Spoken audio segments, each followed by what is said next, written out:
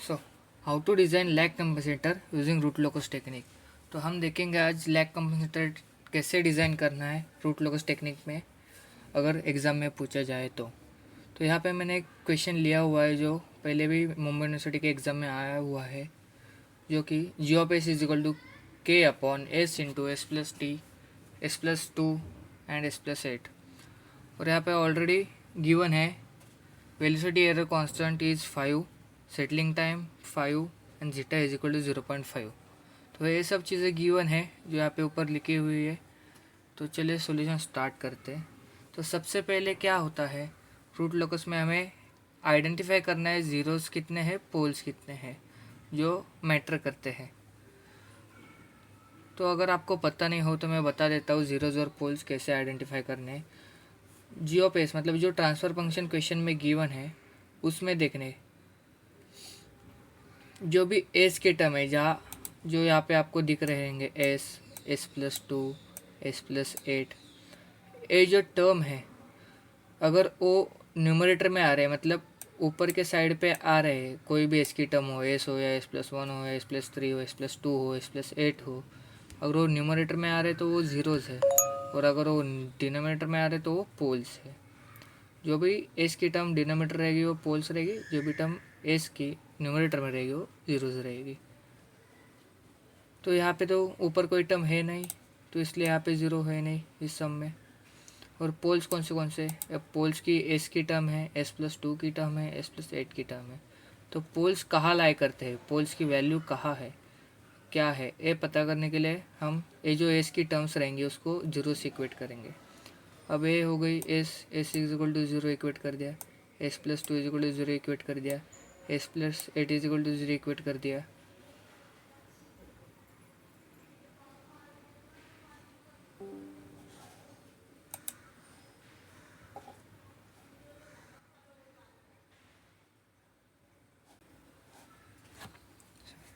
S plus eight is equal to zero equate कर दिया zero से। अब एस इक्वल टू ज़ीरो तो इसका वैल्यू भी ज़ीरो ही आएगी। S plus two eight two है, उधर लेके जाएंगे तो s equal to minus two आएगा। ए प्लस एट उधर लेके जाएंगे तो s equal to minus eight आएगा।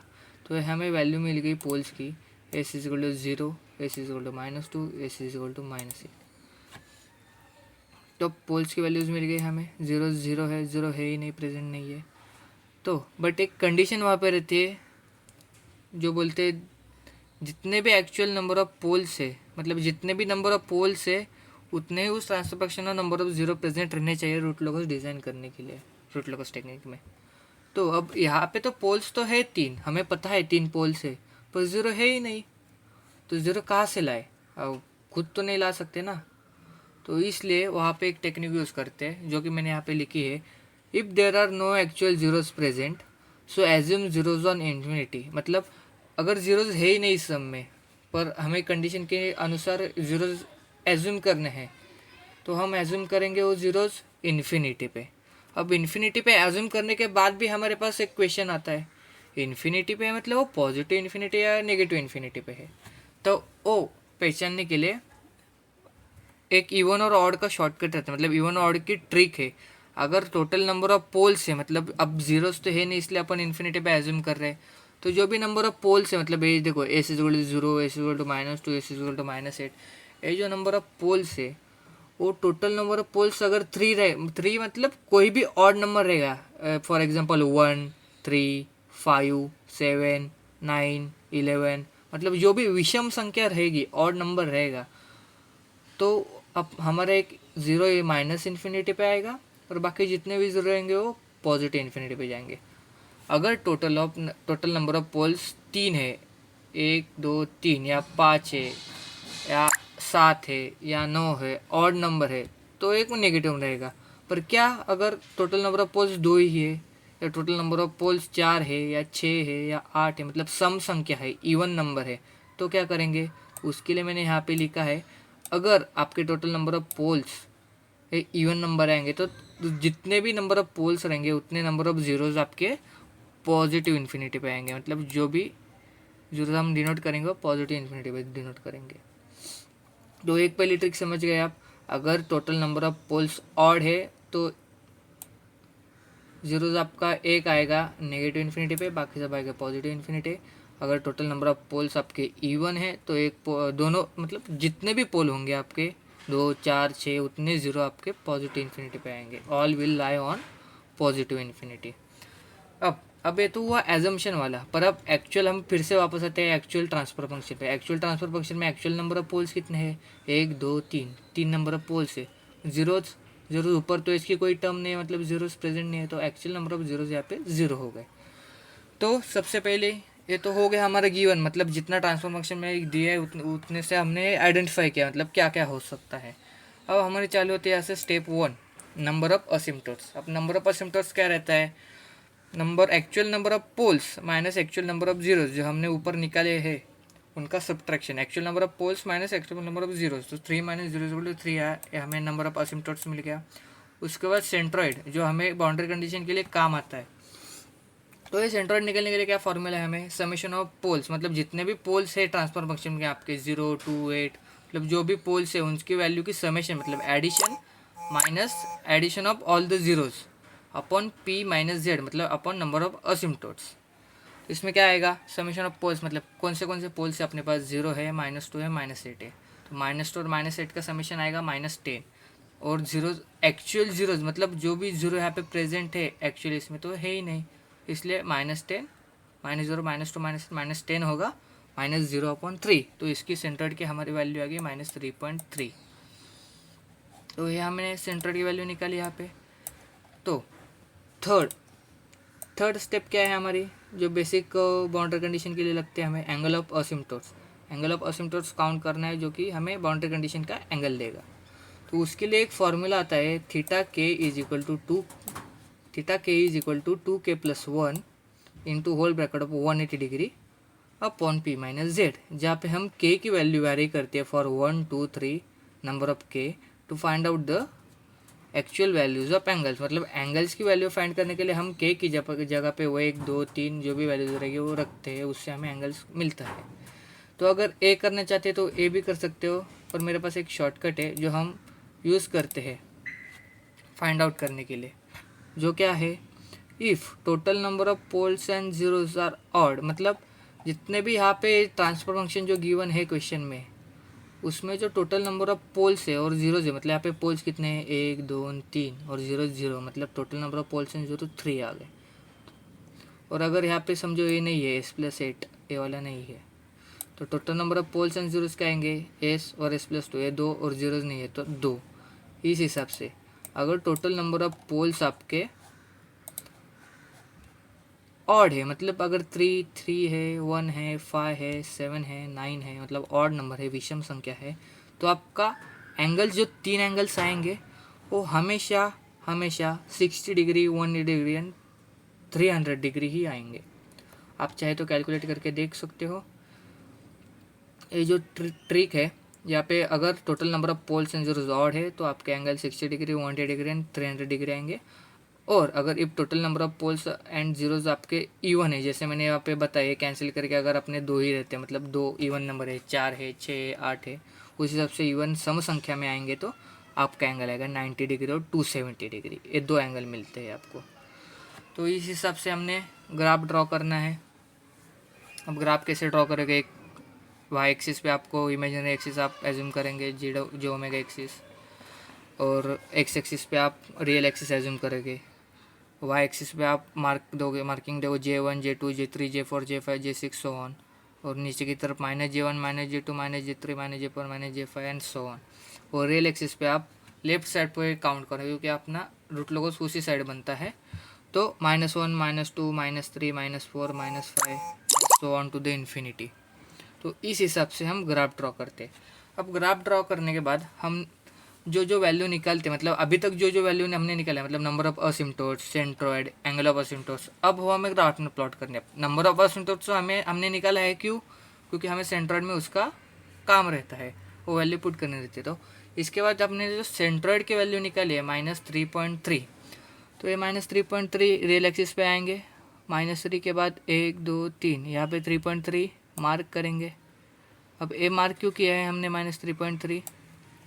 तो अब जो आगे हमने एंगल ऑफ असिम्प्टोट्स निकाला है 6, मतलब यहाँ पे जो क्वेश्चन में है वो number of poles and zeros 3 है, मतलब ऑड नंबर है तो 60, 180 300 डिग्री, ये आंसर है अपना।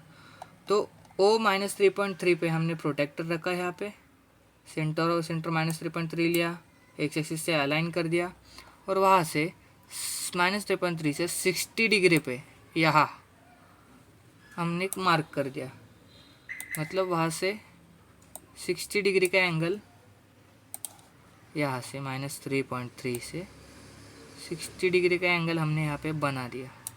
उस हिसाब से जैसे 60 डिग्री है वैसे 60 डिग्री यहाँ पे हुआ, 60 डिग्री, 180 डिग्री एंड 300 डिग्री। अगर 300 डिग्री करना चाह रहे हो तो यहाँ से ऐसे पूरा मेजर करके यहाँ तक 300 डिग्री, या फिर ये भी कर सकते हो यहाँ से ऐसे 60 डिग्री मेजर करके ये 300 डिग्री होगा, क्योंकि ये पूरा 360 डिग्री माइनस 60 डिग्री करोगे तो ये 300 डिग्री ही आएगा। तो इस हिसाब से आपको ये एंगल्स ड्रॉ करना है और लाइंस बनानी है। उससे क्या मिलेगा आपको, ये जो आपने बनाया अभी, तो ये है boundary condition for root locus. अब ये बाउंड्री कंडीशन क्या रहती है, बाउंड्री कंडीशन मतलब जैसे हम बोलते हैं बाउंड्री, बाउंड्री मतलब सीमा, तो ये सीमा है जो रूट लोकस को सीमित करते हैं, मतलब लिमिट करते हैं रूट लोकस को। अब आपका जो रूट लोकस बनेगा ना, कितना भी ट्राई कर लो, इस बाउंड्री कंडीशन के अंदर ही रहेगा। अगर कोई भी रूट लोकस, आपका कोई भी पार्ट ऑफ रूट लोकस अगर बाउंड्री कंडीशन के बाहर आ रहा है तो आपका रूट लोकस गलत बन रहा है। इसलिए बाउंड्री कंडीशन निकालते हैं कि आपका जो रूट लोकस बने वो सही बने।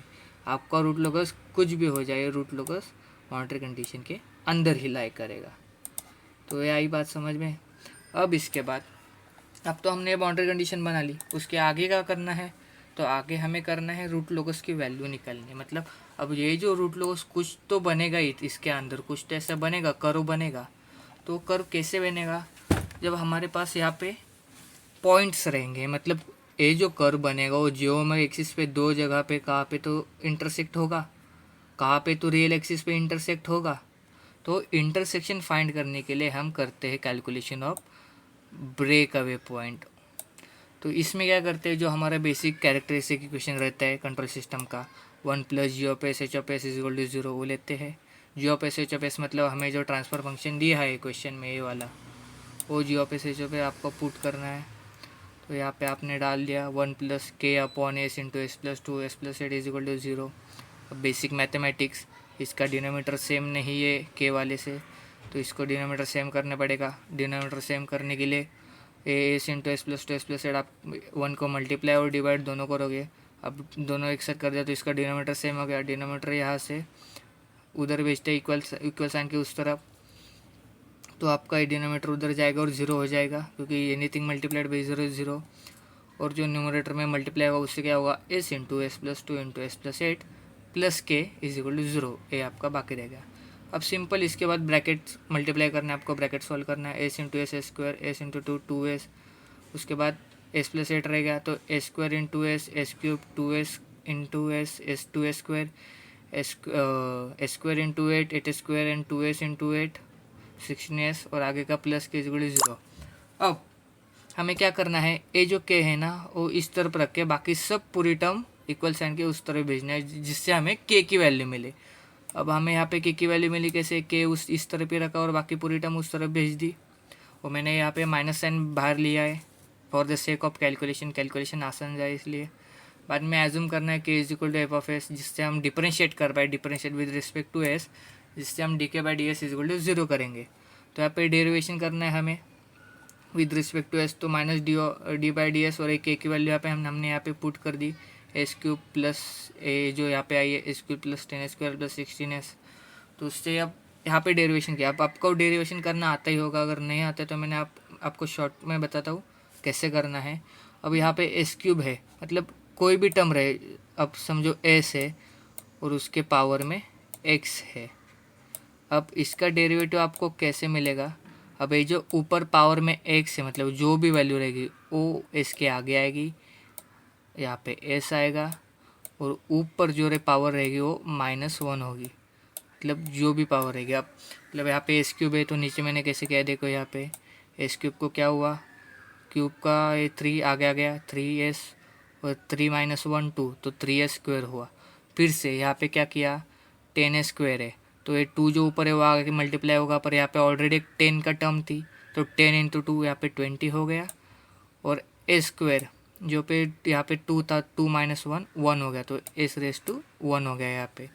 और उसके बाद में क्या था, 16 × s, तो s की यहाँ पे पावर 1 है, तो ये 1 आगे मल्टीप्लाई हुआ तो 16 रहेगा।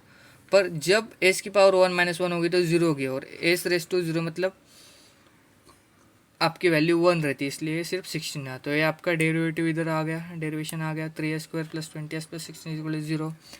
अब ये सिंपली एक काम करो, एक तो अगर चाहिए तो कन्वेंशनल मेथड से जा सकते हो रूट्स निकालने के लिए, जो कि बहुत टाइम टेकिंग है, जो हम नहीं प्रेफर करेंगे। हम क्या प्रेफर करेंगे, आपका कैल्सी लो, जो कि इंजीनियरिंग में अलाउड है, एपेक्स 991 ES+।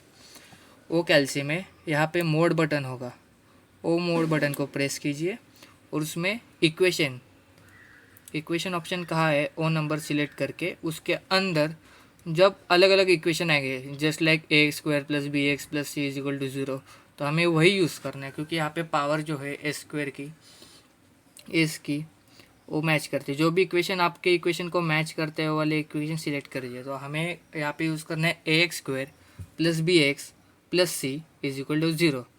ये सिलेक्ट करने के बाद आपको क्या, सिंपली यहाँ पे ए का कॉलम आएगा, यहाँ पे बी का कॉलम आएगा, यहाँ पे सी का कॉलम आएगा। तो ए का कॉलम में जो आपका वैल्यू रहेगी तब आपको 3 पुट करना है, = दबाना है। फिर से बी का कॉलम आएगा तो उसको आपको 20 पुट करना है, = दबाना है। फिर सी का कॉलम आएगा तो आपको 16 पुट करना है, = दबाना है। तो उससे क्या होगा, हमें अब जैसे हम = दबाएंगे तो पहली वैल्यू आएगी s = -5.7, और फिर से एक बार = दबाएंगे तो आपको और एक x की वैल्यू आएगी, मतलब s की वैल्यू आएगी -0.9। अब हमारा यहाँ पे जो x एक्सिस पे इंटरसेक्शन है वो तो कहाँ पे, तो एक ही जगह होगा ना, दो जगह पे तो नहीं हो सकता, क्योंकि अपना रूट लोगस ऐसे बनता है, मतलब जो भी बनेगा वो एक ही बार इंटरसेक्ट होगा रियल एक्सिस से, और 2 बार इंटरसेक्ट होगा जियोमेट्रिक एक्सिस से। तो इसमें से वैलिड वैल्यू कौन सी और इनवैलिड वैल्यू कौन सी है, ये हमें अब पहचानना है। अब ये कैसे पहचानेंगे, उसके लिए भी 2 ट्रिक्स है। एक तो आप सीधा सीधा देख लो, आपने जो बाउंड्री कंडीशन ड्रॉ करी है, ये ट्रायंगल वाला, अगर कोई भी वैल्यू उसके बाहर जा रही है तो वो पॉसिबल नहीं, क्योंकि रूट लोगस कभी आपका बाउंड्री कंडीशन के बाहर जाता नहीं, तो जो भी दूसरी वैल्यू रहेगी वो अंदर ही रहेगी, तो ऑटोमेटिकली आपका वो वैलिड हो जाएगा। पर कभी कभी क्या होता है, जो 2 वैल्यू आती है, रूट्स आते हैं इसके, वो दोनों अंदर रहते हैं, मतलब दोनों रूट लोग दोनों जो एस के रूट आए वो बाउंड्री कंडीशन अंदर रहेगी। तो फिर कौन सी वैलिड वैल्यू है वो अगर पहचानना है तो आपको वहाँ पे क्या करना है, अब सिंपली एक एक्स एक्सिस वाई एक्सिस का अगर आप प्लॉट करो, उसके बाद आपके जो भी पोल्स है, मतलब हमारे जो क्वेश्चन में पोल्स है, एक 0 पे पोल है, एक -2 पे पोल है, एक -8 पे पोल है, और 0 जो हमने एज्यूम किए हुए हैं, मतलब एक -∞ पे और 2 पॉजिटिव इन्फिनिटी पे, वो सीधे सीधे मार्क करो। एक चीज़ याद रखो, हर बार हम पोल्स डिनोट करते तो क्रॉस से डिनोट करते, मतलब क्रॉस साइन देते हैं। जब भी 0 डिनोट करते तो उसको सर्कल साइन देते हैं। तो अब हमें यहाँ पे कैसे आइडेंटिफाई करना है पोल है या मतलब रूट लोकस कौन सा वैलिड है कौन सा नहीं है। तो सीधा सीधा पूरा लेफ्ट में आओ, जो भी आपको पोल है 0 उस पे आओ, ओ छोड़ के बाकी राइट साइड में जितने पोल्स और 0 काउंट करो। अब हम यहाँ पे आए -∞ पे आए यहाँ पे, तो उसके राइट साइड में कितने काउंट करने हैं, एक पोल -8 पे, दूसरा पोल -2 पे, तीसरा पोल 0 पे, चौथा 0 इन्फिनिटी पे, पांचवा 0 इन्फिनिटी पे। तो टोटल नंबर कितना है पोल्स एंड जीरोस के 5। फिर से वो ऑड इवन वाला गेम अपना, अगर ऑड नंबर है तो रूट लोगों से यहाँ पे लाई करेगा। अब ये हमारे राइट साइड में पूरे 5 है, ऑड नंबर आया तो यहाँ पे रूट लोगस बनेगा। फिर से यहाँ पे हमें पता चल गया, ठीक है एक स्टेप आ गया। अब आ जाओ -8 पे, पोल हो या 0 हो। अब -8 पे आ गए, तो उसके बाद में उसके राइट में जो भी है, एक पोल, दूसरा पोल, तीसरा 0, चौथा 0, हो गए total number of poles and zeros 4 मतलब इवन नंबर। अगर इवन नंबर है तो आपका रूट लोकस यहाँ पे नहीं बनेगा, तो यहाँ पे कुछ नहीं होगा, यहाँ पे रूट लोकस आपका नहीं बन सकता है। तो फिर से ठीक है, यहाँ पे मिल गया, उसके आगे वाले पोल पे आओ, -2 पे आ गए, वहाँ से राइट साइड काउंट करो, एक पोल, दूसरा 0, तीसरा 0, तो ऑड नंबर, तो फिर से यहाँ पे रूट लोकस बनेगा। तो हमें पता चल गया इधर भी रूट लोकस बनेगा। और फिर से अब आगे वाले पोल पे आ गए तो 2 0 2 0 मतलब इवन नंबर, तो यहाँ पे रूट लोकस नहीं बनेगा सिंपली। और वैसे भी हमारा पॉजिटिव साइड पे रूट लोकस नहीं बनता है। तो हमें यहाँ पे 2 पॉइंट मिल गए, एक तो 0 से -2 तक रूट लोकस है और एक -8 से -∞ तक रूट लोकस बनेगा। तो हमारा पहला पॉइंट क्या था, -5.7। -5.7 कहाँ लाई करेगा, 5 और 6 के बीच में, -5 और -6 के बीच में, मतलब यहाँ पे लाई करेगा कहाँ पे, पर यहाँ पे तो रूट लोकस बन ही नहीं रहा, नो रूट लोकस है, तो ये पॉइंट वैलिड नहीं है। तो नेक्स्ट पॉइंट चेक करते हैं, -0.9। -0.9 कहाँ पे लाई करेगा, -0 से -1 तक। -0 मतलब 0 से -1 तक अगर देखोगे तो यहाँ पे रूट लोकस बन रहा है, तो इसीलिए ये पॉइंट वैलिड हम समझेंगे और ये point as a valid root locus आगे बढ़ेंगे। हमें रियल एक्सिस की तो अब वैल्यू मिल गई, जहाँ पे रूट लोकस एग्जिट करेगा, -0.9, मतलब यहाँ पे कहाँ पे आएगा, -0.9। पर अब हमें जे ओमेगा एक्सिस भी तो वैल्यू निकालनी है। तो इस जे ओमेगा एक्सिस की वैल्यू निकालने के लिए हम करते calculation of intersection with J omega axis. तो इसमें क्या होगा, करेंगे मतलब जो यहाँ पे हमने वैल्यू ली k = जो हमने वैल्यू निकाली, उसके पहले जो इक्वेशन था जिसके साथ k एक साथ था इक्वेट टू 0 किया था, ए वाला इक्वेशन उठाने का, ए वाला k को सेपरेट करने से पहले का, और उसको राउत अरे से सॉल्व करना है। तो जैसे हम राउत अरे आपको आता है तो वेल एंड गुड, अगर नहीं आता है तो मैं आपको शॉर्ट में बता देता हूँ कैसे होता है। अब s³ 10² मतलब s की जितने भी टर्म है वो सीधा सीधा लिख लो बाय लाइन। अगर s3 मैक्सिमम होता है, s3 s2 s1 s0, अगर s4 होता है s4 s3 s2 s1, ऐसे लिखते जाओ नीचे। और उसके बाद अब s³ आप यहाँ पे हम इसका ये एग्जांपल लेते हैं, s³ में s3 का टर्म है, मतलब ऑड पावर, मतलब पावर में जो नंबर है अगर वो ऑड है तो ऑड नंबर के जितने भी पावर्स है उनकी सब कांस्टेंट वैल्यू यहाँ पे लिख देने की। और यहाँ पे इवन पावर है उसके नीचे वाली, मतलब जिस भी इसमें इवन पावर है तो उस सब के कांस्टेंट नीचे लिख देने के। तो सिंपली यहाँ पे हमारा s³ है और s⁻1 है, तो ये दोनों ऑड नंबर, ऑड पावर वाले नंबर हो गए। तो यहाँ पे 1 और 16 है, हमने यहाँ पे लिख दिया। और सेकंड है हमारा s² और s⁻0, तो वो यहाँ पे 10 और k लिख दिया। अब बेसिक यहाँ पे क्रॉस मल्टीप्लाई करना है, पर याद रखिए क्रॉस मल्टीप्लाई करते समय क्या करना है, ये पहली जो सीधी लाइन है, पहला कॉलम जो है उसका लास्ट मतलब ये 10 मल्टीप्लाइड बाय 16, ये पहले ही करना है आपको। दिस इज मस्ट कंडीशन, आप पहले ये वाली टर्म नहीं ले सकते, पहले आपको 10 × 16 ही करना है, उसके बाद माइनस साइन दे के k × 1 करना है। अब a कर दिया और अपॉन डिवाइड बाय, मतलब a क्रॉस मल्टीप्लाई करने के डिवाइड बाय जहाँ से हमने स्टार्ट किया, मतलब पहले कॉलम का आखिरी वाला है, अपॉन 10 मतलब 10 से डिवाइड करें, मतलब कोई भी यहाँ पे कांस्टेंट हो तो वो पहले कॉलम का लास्ट रो, इसको आपको डिवाइड बाय करना है। ए करने के बाद मतलब आपको इक्वेशन क्या आया यहाँ पे अगर आप देख सकते हो तो 16 × -10 माइनस k × 1/10। और यहाँ पे तो कुछ टर्म है नहीं क्योंकि हमारी पावर है ख़त्म होती है क्यूब पे, तो यहाँ पे कुछ मल्टीप्लाई नहीं कर सकते, 0 0 है तो इसलिए यहाँ पे 0 आया। और राउत अरे में कभी भी यहाँ पे 0 अगर 0 से ख़त्म हो रहा है तो ये जो टर्म यहाँ पे बचती है वही यहाँ नीचे आती है। तो हमें क्या करना है, हमें k मार्जिनल वैल्यू यूज़ करनी है, और यहाँ पे k की तो टर्म आ गई, तो k मार्जिनल वैल्यू निकालने के लिए उसके ऊपर a जो हमारा बना है जिसको हम सॉल्व करेंगे उससे हमें k मार्जिनल वैल्यू मिलेगी। अब k मार्जिनल उसका ये टर्म मैंने यहाँ पे लिखा है, देखो अच्छे से। तो k मार्जिन वैल्यू निकालने 16 × 10 - k/10 = 0 लिया, तो ये जो k है k मार्जिनल वाली वैल्यू है। तो k मार्जिनल वैल्यू निकालने के लिए 160 × 10 160 हो गया -k/10, 10 अगर इधर डिवाइड है उधर जाके मल्टीप्लाई होगा, 0 हो गया, 160 - k माइनस के उधर लेके जाता हूँ मैं, मुझे के मार्जिनल की वैल्यू मिलती है 160। मतलब ए इक्वेशन इस तरह बनता है जहाँ पे मतलब ए इक्वेशन में के की वैल्यू 160, मतलब कुछ भी के की वैल्यू आएगी वो डालने के बाद अगर ए इक्वेशन सेटिस्फाई होगा मतलब इक्वल्स टू 0 हो गया तो आपकी के मार्जिन वैल्यू बराबर है। तो यहाँ पे के मार्जिन वैल्यू 160 यहाँ पे डालोगे तो इक्वेशन सेटिस्फाई होता है, इक्वल टू 0 होता है, इसलिए के मार्जिन की वैल्यू आ गई आपकी 160।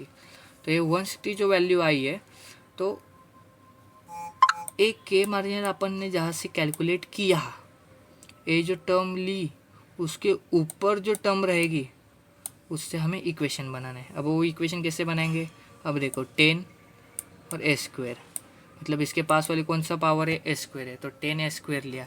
अब इवन वाली टर्म है तो इसलिए हम s⁻1 नहीं ले सकते उसके नीचे वाली, तो s⁻1 छोड़ के s⁻0, s⁻0 मतलब 1 होता है, 1 नंबर होता है कांस्टेंट, तो k इंटू 1 आपका k ही आएगा। तो 10 ए स्क्वायर प्लस k, ये यहाँ पे किया देखो मैंने, 10 A square plus k is equal to 0।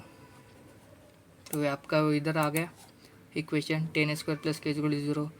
Simply one के मारे कि हमारे यहाँ पे वैल्यू आई 160, वो 160 यहाँ पे मैंने पुट की, 160 इधर प्लस था उधर जाके नेगेटिव हो गया, 10 स्क्वायर 10 यहाँ पे मल्टीप्लाई था उधर जाके डिवाइड को डाल दिया, ए स्क्वायर की वैल्यू आ गई यहाँ पे आपके -16 स्क्वायर, तो एस उसका रूट लिया तो +-J4, क्योंकि यहाँ पे -16 था इसलिए उसका रूट +-4 आ गया।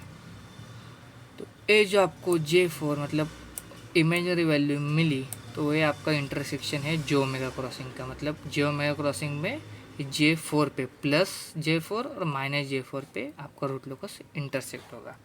तो डोमिनेंट पोल लोकेशन के लिए हमें क्या करना है, पहले रूट लोकस बनाए। तो रूट लोकस हम कैसे बनाएंगे, यहाँ पे देखो एक +J4 पे मैंने यहाँ पे एक मार्क कर दिया, पे -J4 पे मार्क कर दिया और इधर -0.9 पे ऑलरेडी मार्क है, और मैंने यहाँ से एक फ्री हैंड कर्व बना दिया।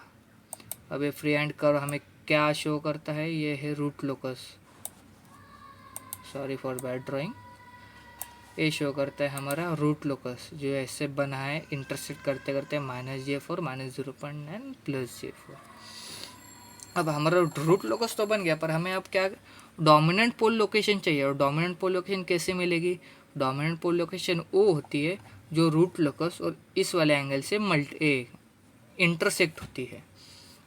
तो वे जीटा लाइन निकालने के लिए हमें क्या करना है, सिंपली जीटा दिया हुआ रहता है, अगर नहीं दिया परसेंटेज एम पी दिया तो परसेंटेज एम पी का फॉर्मूला आपको पता ही होगा, percentage M P is equal to e⁻π into zeta upon √1 - zeta square into 100।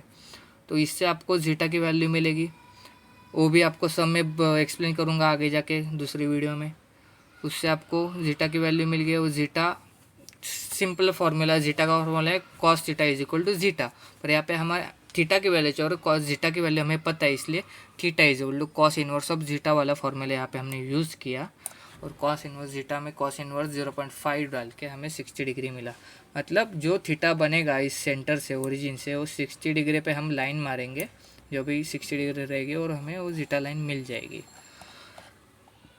मैंने यहाँ पे सिंपली प्रोटेक्टर लिया, ओरिजिन पे रख दिया, ये आपका इधर ओरिजिन है यहाँ पे रख दिया, ओरिजिन से 60 डिग्री देखा कहाँ पे, यहाँ पे 60 डिग्री, यहाँ से पेंसिल से मार्क कर दिया और सिंपल यहाँ से एक लाइन ड्रॉ कर दी जो कनेक्ट करते हैं जीटा लाइन, बनाते हैं जीटा लाइन। तो ये 60 डिग्री से मेरा यहाँ पे जीटा लाइन बन गई, ये मेरा J-ओमेगा क्रॉस मतलब ये मेरा रूट लोकस है, और दोनों जहाँ पे इंटरसेक्ट हो रहे वो ये पॉइंट है। अब ए पॉइंट कहाँ कहाँ जा रहा है, एक तो यहाँ पे आ रहा है और एक यहाँ पे आ रहा है, मतलब उसकी वैल्यूज़ क्या है वो पॉइंट्स की। तो रियल एक्सिस पे उसकी वैल्यू है 0.8 -0.8, मतलब 0.9 से एक लाइन पहले आप देख सकते हो यहाँ पे, तो -0.8, और यहाँ पे J1.5 के एक लाइन नीचे है, मतलब -J1.4। तो यहाँ पे हमें मिल गई डोमिनेंट पोल के लोकेशन -0.8 + J1.4 के डोमिनेंट पोल लोकेशन मिल गई। तो यहाँ पे आपका काम ख़त्म हो गया CS1 के लिए।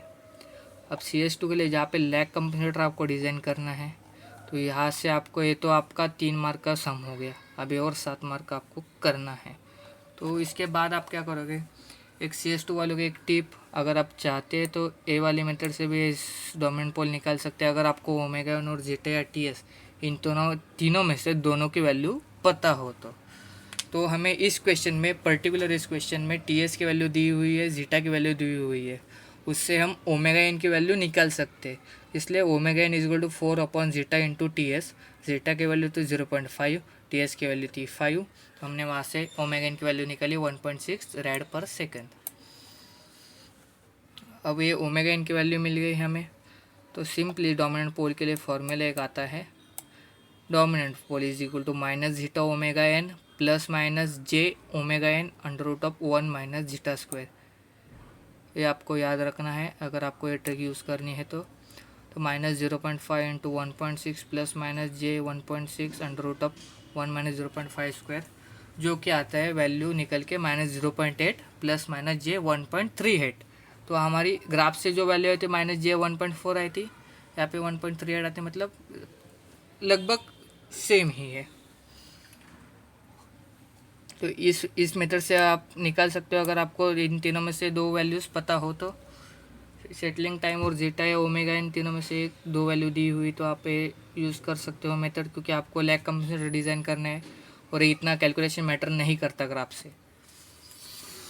तो इसके बाद कैलकुलेशन ऑफ के, क्योंकि आपको जो ट्रांसफ़र फंक्शन क्वेश्चन में दिया गया है उसमें एक के की टर्म दी है जो कांस्टेंट टर्म है, पर उसकी वैल्यू हमें पता नहीं है। तो पहले हमें वो वैल्यू पता करनी पड़ेगी लैग कंपेंसेटर डिज़ाइन करने के लिए। तो वो वैल्यू पता करने के लिए सिंपली हम क्या करते हैं, कैलकुलेशन ऑफ के मतलब magnitude of G of s लेते हैं और एस की जगह पे एस डी मतलब डोमिनेंट पोल की जो वैल्यू हो पुट करते हैं इक्वल्स टू 1 करते हैं। तो हमारा यहाँ पे इक्वेशन था के upon S into S plus 2s+8। तो इस यहाँ पे जहाँ पे एस है वहाँ पे हम S equal to minus 0.8 plus minus J 1.4 जो डोमिनेंट पोल की लोकेशन है वो वैल्यू एस की जगह पुट करेंगे। तो हमें क्या मिलेगा, अब जहाँ जाए ऐसे वाह मैंने माइनस 0.8 प्लस जे 1.4 कर दिया, यहाँ पे देख सकते हो। और ये जो है +2+8 है वो यहाँ पे +2 और +8 भी कर दिया। अब इसके आगे आके क्या किया, ये तो है वैसे रहेगा क्योंकि यहाँ पे एक रियल टर्म है एक इमेजिनरी टर्म है। वैसे ही यहाँ पे रियल टर्म 2 है तो इसका अरिथमेटिक ऑपरेशन कर दिया मैंने, minus 0.8 plus 2 plus 1.2 minus 0.8 plus 8 plus 7.2। तो वैसे रियल टर्म मैंने ऐड कर दिए और वहाँ से मुझे ये वैल्यू मिली 0.8 plus minus J 1.4, 1.2 plus minus J 1.4 और 7.2 प्लस माइनस जे 1.4। अब इसकी मुझे वैल्यू निकलनी है, इसलिए मैंने क्या किया, अंडर रूट ऑफ 0.8 का स्क्वायर प्लस जे 1.4 को 1.4 का स्क्वायर लिया। वैसे आगे जाके 1.2 का स्क्वायर, अंडर रूट ऑफ 1.2 का स्क्वायर एंड 1.4 का स्क्वायर, और फिर से अंडर रूट ऑफ 7.2 का स्क्वायर प्लस 1.4 का स्क्वायर, ऐसे करके मुझे इसकी वैल्यू मिलेगी। तो एक आप काम कर सकते हो, जैसे है वैसे कैलकुलेशन में इक्वेशन डाल के भी आप वैल्यू निकाल सकते हो, मतलब के अपॉन ये जो डिनोमिनेटर में टर्म है पूरे वो टर्म डालने का ही, और इक्वल टू साइन लेने के लिए शिफ्ट अल्फ़ा और कैल्क दबाना है आपको। उससे क्या होगा, आपका इक्वल्स टू का साइन आएगा और यहाँ पे 1 वैल्यू डालनी है, उससे भी आप निकाल सकते हो। या फिर आपको कैलकुलेशन नहीं करने तो सीधा ये जो डिनोमिनेटर में डिवाइड है उधर जाके मल्टीप्लाई कर दो, और ये मल्टीप्लाई कर मतलब इसकी जो ए अगर सिर्फ एक नीचे वाला आपने सॉल्व किया ना तो भी आपको के की वैल्यू मिल जाएगी। तो यहाँ पे आपको के की बाय सॉल्विंग द इक्वेशन के की वैल्यू मिलती है 15.53। तो ये जो 15.53 वैल्यू है वो यहाँ पे पुट कर दीजिए, आपको ट्रांसफ़र फंक्शन मिल जाएगा अनकम्पेंसेटेड, मतलब अनकम्पेंसेटेड जो यहाँ पे ट्रांसफ़र फंक्शन उन्होंने दिया है क्वेश्चन में वो मिल गया। अब हमें उसको कंपेंसेट करना है, तो इसमें कंपेंसेट कैसे करना है, इन्होंने क्या दिया है क्वेश्चन में यहाँ पे डिजाइड के हुए, मतलब उनको जो वेलोसिटी एरर कांस्टेंट चाहिए वो इक्वल्स टू 5 चाहिए, उन्होंने उनकी कंडीशन बताई, मतलब उनको इतना करके चाहिए, और सेटलिंग टाइम पास जीटा 0.5। उस हिसाब से हमने क्या किया, now error constant of uncompensated system, error constant of uncompensated system कितना है तो वो निकालना है। तो वो कैसे निकालेंगे हम, केवी एरर कांस्टेंट मतलब क्या होता है, केवी मतलब वेलोसिटी एरर कांस्टेंट है तो केवी है, केवी के ऐसे 3 एरर कांस्टेंट रहते हैं। तो limit S tends to 0 into S into G of S H of S एक केवी का फॉर्मूला है। तो G of S H of S की जगह पे हमने ट्रांसफ़र फंक्शन जो क्वेश्चन में दिया है वो पुट कर दिया, अब इसमें जो के की वैल्यू है हमें यहाँ पे हमने कैलकुलेट कर दी है, तो के की वैल्यू यहाँ पे हमें पुट करनी है, limit s tends to 0 s into 15.53 upon S into S plus 2 s plus 8। तो एस कैंसिल हो गया न्यूमरेटर और डिनोमिनेटर से, तो हमें यहाँ पे वैल्यू बची। अब क्या करना है, लिमिट एस टेंड्स टू 0 मतलब जहाँ जहाँ पे एस है वहाँ पे 0 हमें पुट करना है। तो जहाँ पे 0 है यहाँ पे 0 प्लस 2 2 रहेगा, 0 प्लस 8 8 रहेगा। तो 15.53 डिवाइड बाई 2 इंटू 8 तो इज इक्वल टू 15.53 अपॉन 16। तो इसका कैलकुलेशन आ गया आपको 0.97, ये आप कर सकते हो। अब हमारा जो केवी है अनकम्पेंसेटेड मतलब जो सिस्टम दी हुई है उन्होंने हमें उसका एरर कांस्टेंट है 0.97, पर उन्होंने क्या बताया हमें कि उनको जो एरर कांस्टेंट चाहिए वो 5 होना चाहिए। इसलिए हम क्या करेंगे, अल्फ़ा का वैल्यू यूज़ करेंगे जहाँ पे केवी डिजायर्ड अपन केवी अनकम्पेंसेटेड, उनका केवी डिजायर्ड है 5 और उसका अनकम्पेंसेटेड केवी जो हमने अभी निकाला दिया हुआ सिस्टम का 0.97 है, उससे हमें पता चला कि अल्फ़ा जो एंगल है वो 5.15 होगा। तो कैलकुलेशन ऑफ पोल्स मतलब अब सिस्टम जो हमें कंपेंसेट करने है, जो लैग कंपेंसेटर डिज़ाइन करना है जिससे हमारी सिस्टम स्टेडी स्टेट पे आएगी, तो उसके लिए जो calculation of poles and zeros रहेगा उसके फॉर्मूलाज है पोल्स और जीरोज के। तो जब आप लैग कंपेंसेटर डिज़ाइन करते हैं तो हमेशा आपको याद रखना है कि आपका पोल 0.01 पे आएगा, क्योंकि nearer to the 0 but not on 0, इसलिए हम एक कंडीशन लेते हैं और हमेशा हमारा पोल 0.01 पे प्लॉट करते हैं। तो उसके बाद पोल तो हमें मिल गया, तब जीरो की वैल्यू निकालने के लिए जीरो खा लाया करेगा वो, उसके लिए हम अल्फ़ा इंटू पोल करते हैं। जब अल्फ़ा इंटू पोल करेंगे तो अल्फ़ा इंटू पोल की जो वैल्यू है 0.01 मल्टीप्लाई करेंगे, तो अल्फ़ा हमारे यहाँ से आया 5.15 इंटू 0.01, तो हमारा जीरो मिल गया यहाँ पे 0.051। तो सिंपली जो भी आपका पोल्स और जीरो कंपेंसेटेड पोल्स और जीरो मतलब आपके सिस्टम स्टेबल करने के लिए आपने जो पोल्स एंड जीरो ऐड करने हैं वो जो निकले हैं, तो ओ मतलब जी लैग ऑफ एस मतलब लैग कंपेंसेटर आपका कंपेंसेटेड जीरोज एंड पोल्स, और एक्चुअल जो उन्होंने सिस्टम दिया उसके जीरोज और पोल्स इसको मर्ज करना है। तो यहाँ पे हम मर्ज कैसे करेंगे, ज़ीरो जैसे कि बताया न्यूमरेटर में रहता है, पोल डिनोमिनेटर में रहता है, तो एस प्लस 0.05 न्यूमरेटर में आ गया और एस प्लस 0.01 आपका डिनोमिनेटर में आ गया। और जो आपका क्वेश्चन था ट्रांसफ़र फंक्शन में के upon S into S plus 2 plus S plus 8 वो मल्टीप्लाई कर दिया, उससे क्या आएगा आपका के into S plus 0.05 upon S into S plus 0.01 plus S plus 2 and S plus 8। तो यह आपका आ गया जी कंपेंसेटेड, मतलब ए जो ट्रांसफ़र फंक्शन है आपका कंपेंसेटेड है और इसका जो स्टेडी स्टेट एरर आएगा, स्टेडी स्टेट एरर कांस्टेंट आएगा वो 5 आएगा। अब ये अगर आपके पास एग्ज़ाम में टाइम है तो आप इसको फिर से सॉल्व करके इसका रूट लोकस बना के आप इसको वेरीफाई कर सकते हो।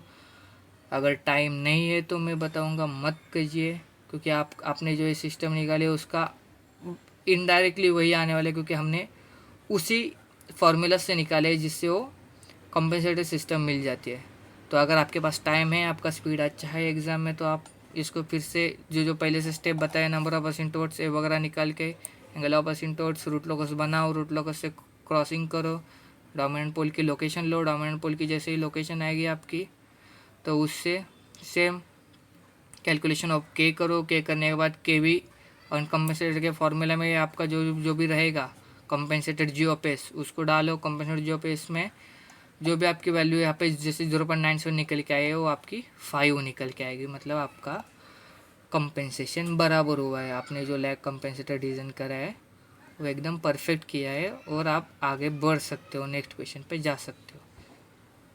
मुझे ज़रूर बताएं आपको ये कमेंट सेक्शन में, अगर आपको ये समझ में आया है, कुछ भी दिक्कत हो तो कमेंट सेक्शन में पूछिए, मैं आपको आंसर करने के लिए रहूँगा।